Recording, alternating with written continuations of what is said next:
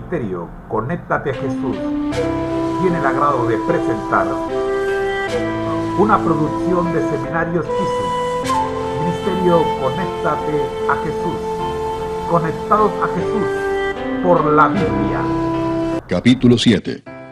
Cuando Jehová tu Dios te haya introducido en la tierra en la cual entrarás para tomarla, y haya echado de delante de ti a muchas naciones, al Eteo, al Gergeseo, al Amorreo, al Cananeo, al Fereceo, al Heveo y al Jebuseo, 7 naciones mayores y más poderosas que tú, y Jehová tu Dios las haya entregado delante de ti y las hayas derrotado, las destruirás del todo. No harás con ellas alianza, ni tendrás de ellas misericordia, y no emparentarás con ellas.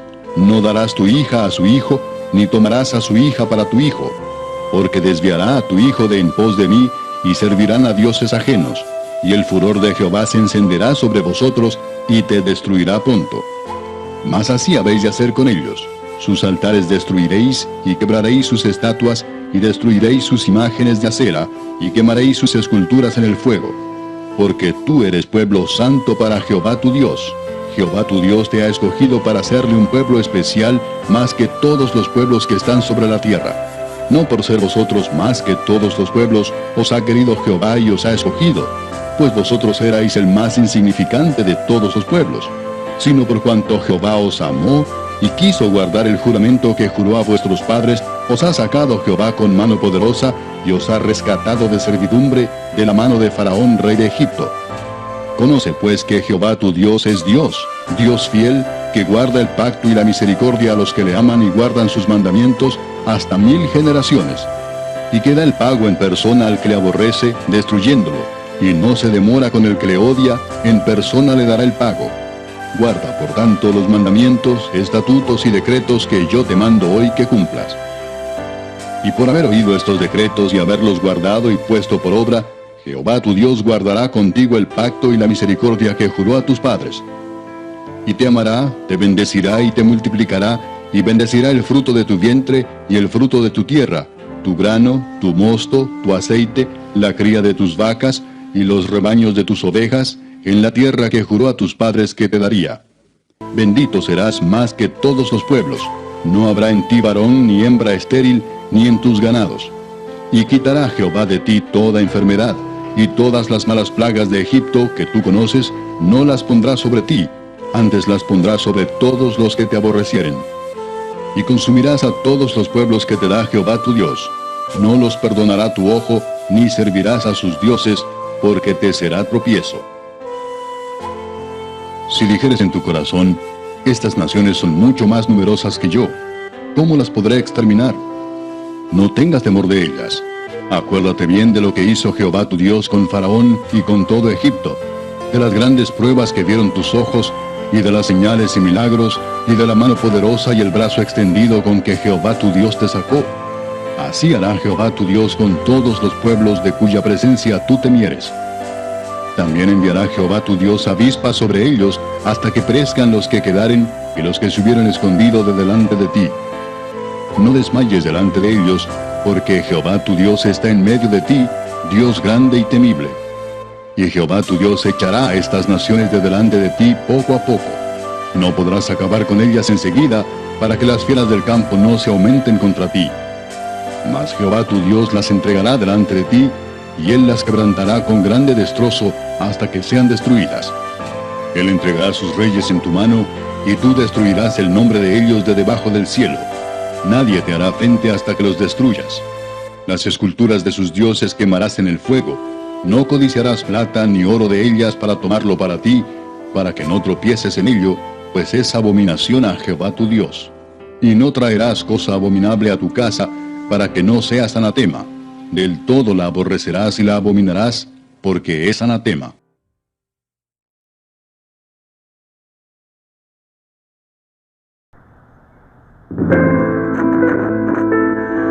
Como refugio en la tormenta. Esta emisora y la Facultad de Teología de la Universidad Adventista de Centroamérica presentan su programa Creer en sus profetas. Es tu palabra.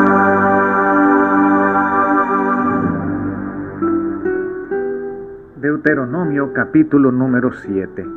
Moisés enumera 7 naciones con las cuales Israel no debía unirse, porque estas naciones se volvieron idólatras e inmorales.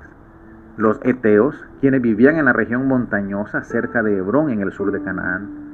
Los gergeseos, que ocupaban el oeste del Jordán. Los amorreos, que dominaban los territorios montañosos al oeste del Mar Muerto. Los cananeos, por ser los primeros moradores, dieron origen al nombre de Canaán y moraban en Fenicia. Los fereceos, que vivían en Palestina y sus ciudades no tenían muros. Los heveos se ubicaron cerca de los montes Ebal y Gerizim, extendiéndose hacia Hermón. Y también los jebuseos, que tenían como principal ciudad a Jerusalén. En contraste con estos pueblos, Dios escogió a Israel para que se convierta en una nación diferente, con hombres y mujeres santas. Por eso este día la invitación es a que seamos miembros del pueblo de Dios. Versículo 6 dice: porque tú eres pueblo santo para Jehová tu Dios.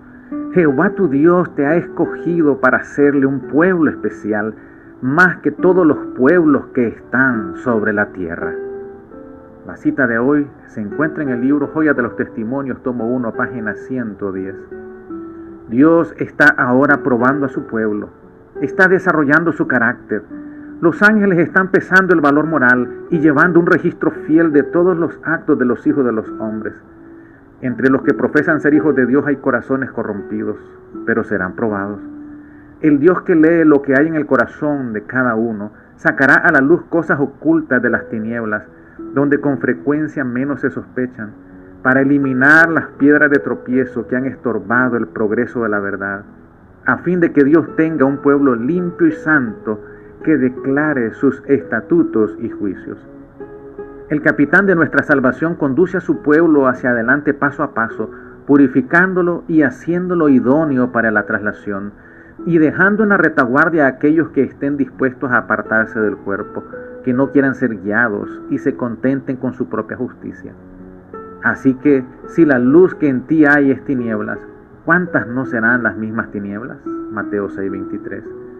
No podría seducir a la mente humana un engaño mayor que el que induce a los hombres a tener un espíritu de confianza propia, a creer que están en lo cierto y en la luz, y cuando se están apartando del pueblo de Dios, y la luz que acarician es, en verdad, tinieblas. Oremos. Padre eterno, te damos gracias porque a pesar de nuestros errores, nos invitas a ser integrantes del Israel espiritual. Te pedimos que nos ayudes a vivir en pureza y santidad. Por Jesús. Amén. Te invito a leer el día de mañana Deuteronomio capítulo número 8. Hemos presentado su programa Creed en los profetas. En los profetas. escrito por el Dr. Franz Ríos, en la voz del ingeniero Dodani Castillo. Les esperamos el día de mañana a la misma hora. Para más información, visite nuestra página en internet teología.unadeca.ac.cr. Creed en los profetas. Para mis pies es tu palabra.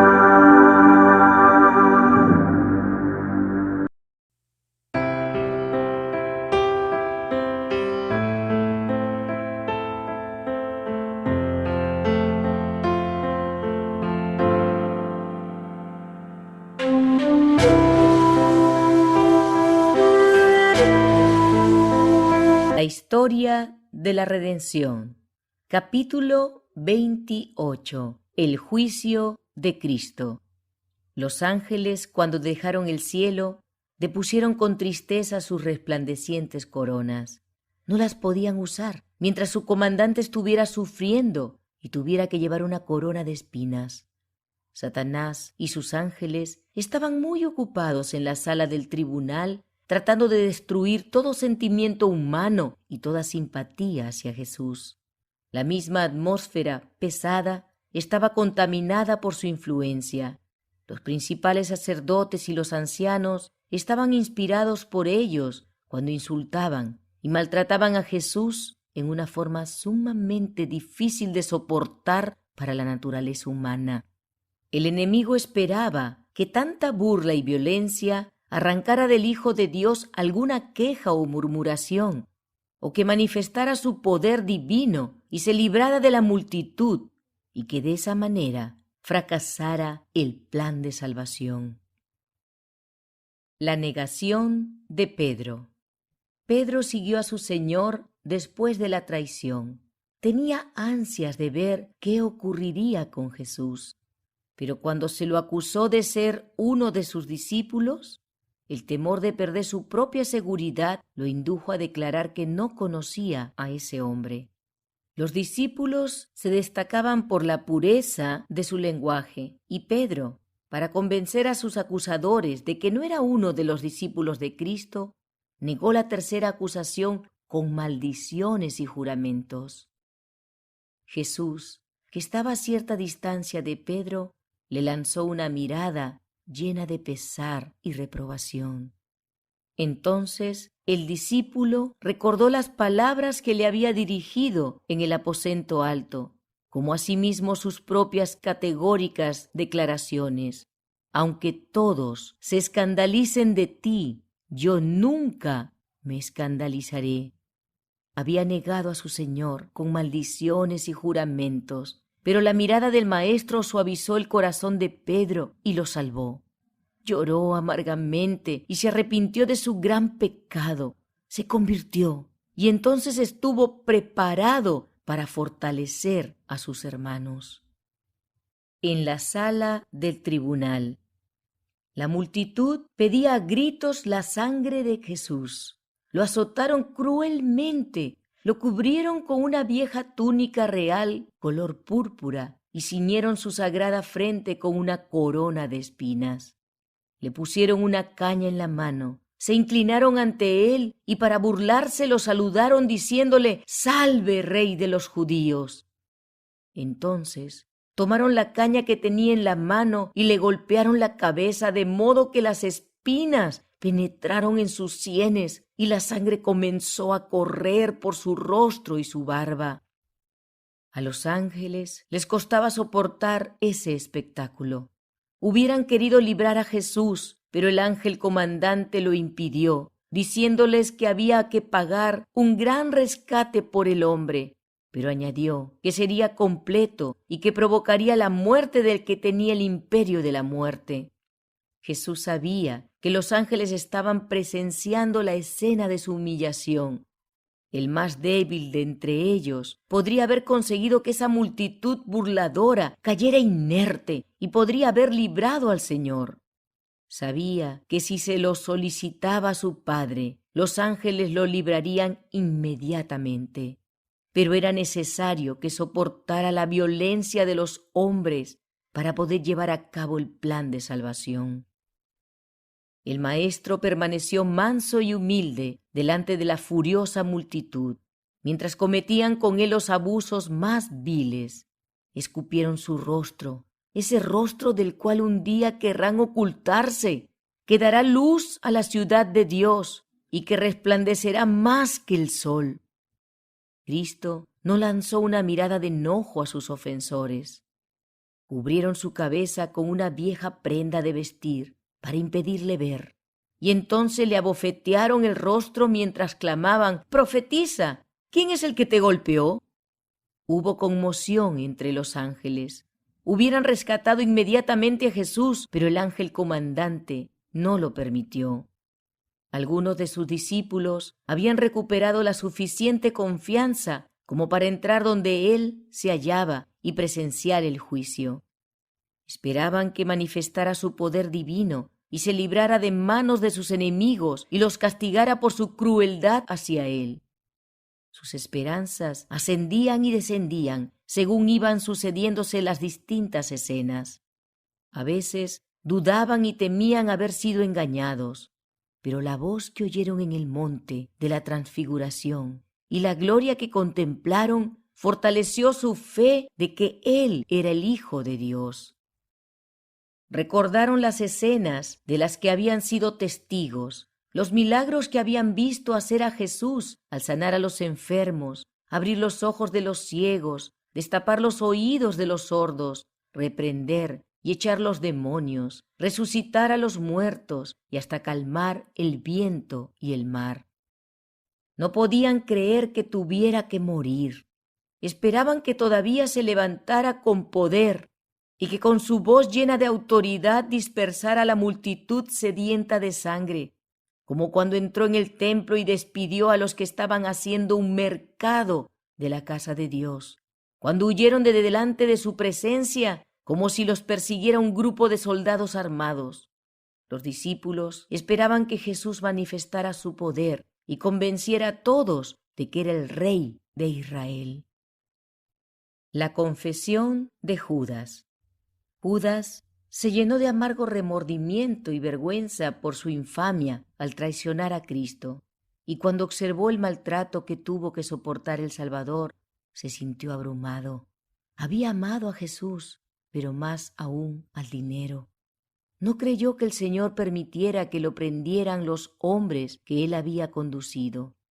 Esperaba que realizara un milagro para librarse de ellos. Pero cuando vio la multitud enfurecida en la sala del tribunal, sedienta de sangre, sintió profundamente su culpa, y mientras muchos acusaban con vehemencia a Jesús, Judas avanzó impetuosamente en medio de la multitud para confesar que había pecado al traicionar sangre inocente. Ofreció a los sacerdotes el dinero que le habían pagado y les rogó que dejaran libre al Señor, declarando que éste no tenía culpa alguna.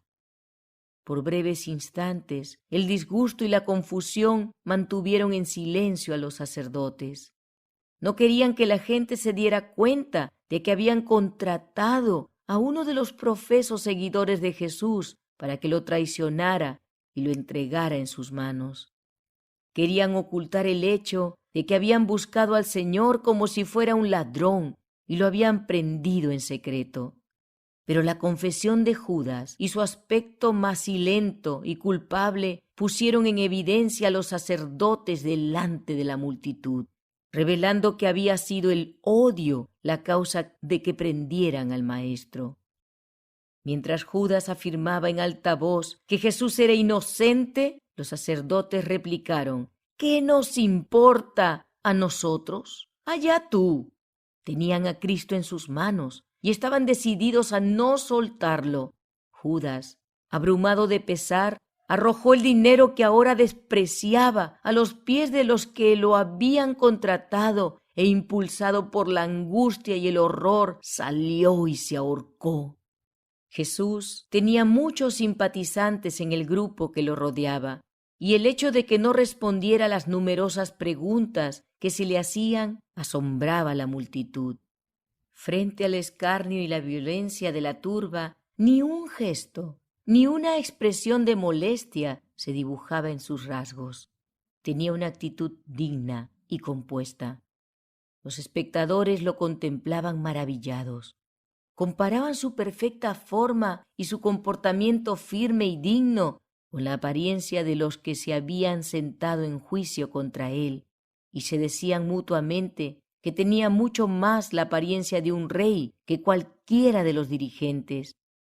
No tenía señales de ser criminal. Su mirada era bondadosa, luminosa y libre de temor, su frente amplia y elevada. Cada rasgo suyo estaba definidamente señalado por la benevolencia y la nobleza. Su paciencia y su tolerancia eran tan poco humanas que muchos temblaron.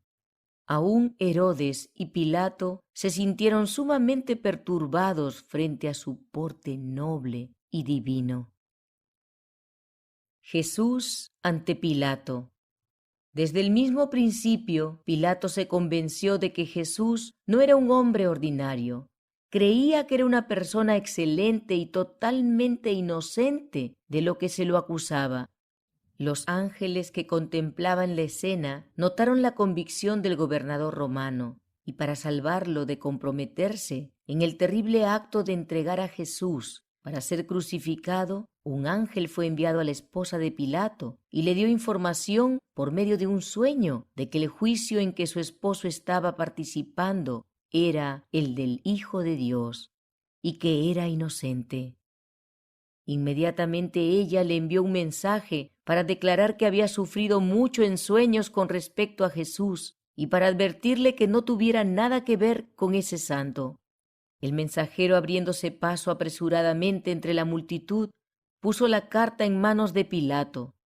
Al leerla, éste tembló y se puso pálido y decidió inmediatamente no tener nada que ver con enviar a Cristo a la muerte. Si los judíos querían la sangre de Jesús, él no prestaría su influencia para que lo lograran. Al contrario, trataría de librarlo. Enviado a Herodes. Cuando Pilato oyó que Herodes se encontraba en Jerusalén, sintió gran alivio, porque esperaba librarse de toda responsabilidad en el juicio y condenación de Jesús. Inmediatamente lo envió con sus acusadores a Herodes. Este gobernante se había endurecido en el pecado. El asesinato de Juan el Bautista había dejado en su conciencia una mancha de la que no se podía librar. Cuando oyó hablar de Cristo y de las poderosas obras que estaba realizando, temió y tembló, pues creía que se trataba de Juan el Bautista, que había resucitado de los muertos. Cuando el maestro fue puesto en sus manos por Pilato, Herodes consideró ese acto como un reconocimiento de su poder, su autoridad y su juicio. Esto tuvo el efecto de amistar a dos dirigentes que antes habían sido enemigos. Herodes se alegró de ver a Jesús, pues esperaba que realizara algún poderoso milagro para complacerlo. Pero no era la obra del Señor satisfacer la curiosidad y procurar su propia seguridad. Ejercería su poder divino y milagroso para salvar a los demás, pero no en su propio beneficio. Cristo nada respondió a las numerosas preguntas que le hizo Herodes. Tampoco replicó a sus enemigos que lo acusaban con vehemencia. El rey se enfureció porque aparentemente Jesús no temía su poder, y con sus soldados lo denigró, se burló de él y lo maltrató. Pero se asombró del aspecto noble y divino de Jesús en medio de ese vergonzoso maltrato, y como temía condenarlo, lo envió de vuelta a Pilato. Satanás y sus ángeles estaban tentando a este último, tratando de conducirlo a su propia ruina. Le sugirieron que si no quería tomar parte en la condenación de Jesús, otros lo harían, que la multitud estaba sedienta de su sangre y que si no lo entregaba para ser crucificado, perdería su poder y sus honores mundanales, y se lo denunciaría como creyente en el impostor. Por temor de perder su poder y su autoridad, Pilato consintió en dar muerte a Cristo. Y aunque puso la sangre del Señor sobre sus acusadores, y la multitud lo recibió con el clamor de «Su sangre sea sobre nosotros y sobre nuestros hijos», Pilato no se libró. Fue culpable de la sangre del Maestro. Por sus intereses egoístas, por su amor al honor de los grandes de la tierra, entregó a la muerte a un inocente.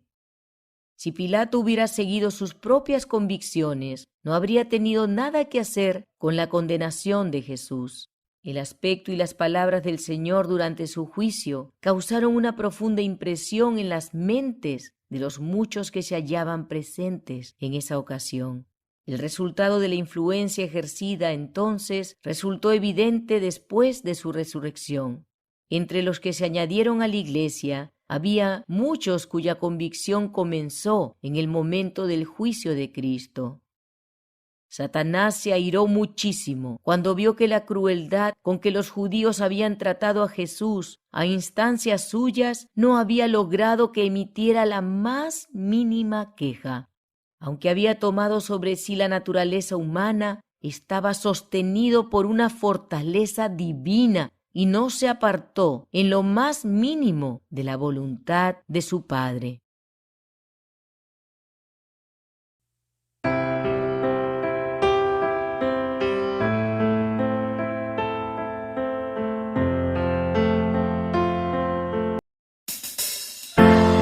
No es un manual, es un devocional y debe ser nuestra meta, ser semejantes a Jesús. Aquí comenzamos. Bienvenido.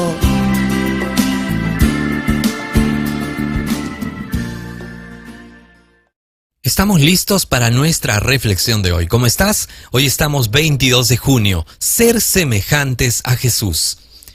Imitar a Cristo, no al mundo. Timoteo capítulo 6, versículo 10. Porque raíz de todos los males es el amor al dinero, el cual codiciando algunos se extraviaron de la fe y fueron traspasados de muchos dolores. Vi que el pueblo de Dios está en gran peligro. Muchos son moradores de la tierra. Sus intereses y afectos están concentrados en este mundo. Su ejemplo no es bueno. El mundo queda engañado por el proceder que siguen muchos que profesan verdades nobles y grandes. Nuestra responsabilidad está de acuerdo con la luz que nos fue dada, con los favores y dones que nos han sido concedidos. La responsabilidad más pesada descansa sobre los obreros que poseen los talentos, las oportunidades y las habilidades mayores. Me fue presentado el hermano a como el que representa a una clase de personas que están en una posición similar.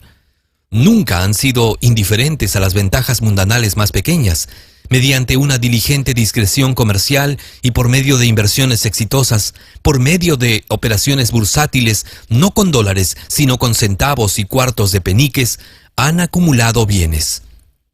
Pero al hacer eso, han formado facultades inconsistentes con el desarrollo del carácter cristiano. Su vida de ninguna manera representa a Cristo, por cuanto aman el mundo y sus ganancias más de lo que aman a Dios o la verdad. Si alguno ama al mundo, el amor del Padre no está en él, dice 1 de Juan capítulo 2 versículo 15. Todos los talentos que poseen los hombres y las mujeres pertenecen a Dios. La conformidad y los afectos mundanales están prohibidos enfáticamente en su palabra. Cuando el poder de la gracia transformadora de Dios opera en el corazón, hará que una persona que hasta ahora había sido mundana camine en las sendas de la beneficencia.